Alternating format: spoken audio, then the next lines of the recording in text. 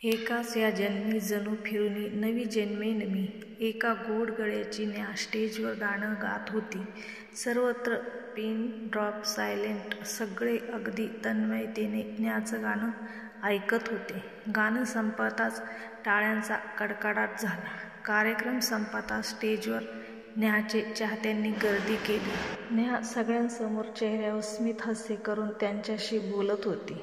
मनातून ती नाराज होती. आज नेहमी आपल्या गाण्यांनी पूर्ण जनमानसात ती प्रसिद्ध झाली होती.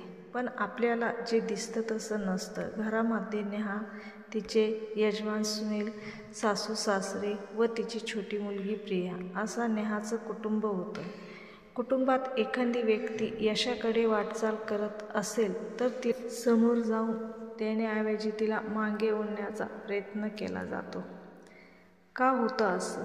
पुरुषांचा अहंकार की तिच्या यशामुळे त्यांचा अभिमान आपल्यासोबतच्या, आपल्या आयुष्यात साथ देणाऱ्या आपल्या व्यक्तीला मागे खेचण्यात कोणता पुरुषार्थ आडवा येतो, ही गोष्ट आज आपल्याला समाजात प्रत्येक ठिकाणी बघायला मिळते.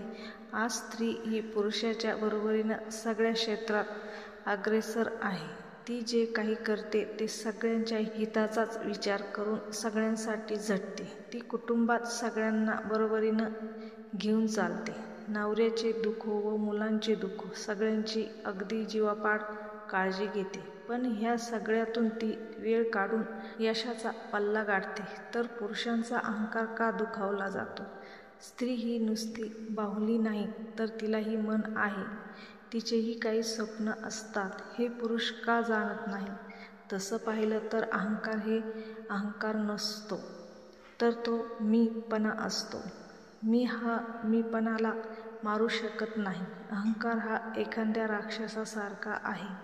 जेवढे त्याला डिवचाल तेवढा तो अधिक भुकेला होतो. म्हणून म्हणते, स्त्रियांना डिवचवू नका.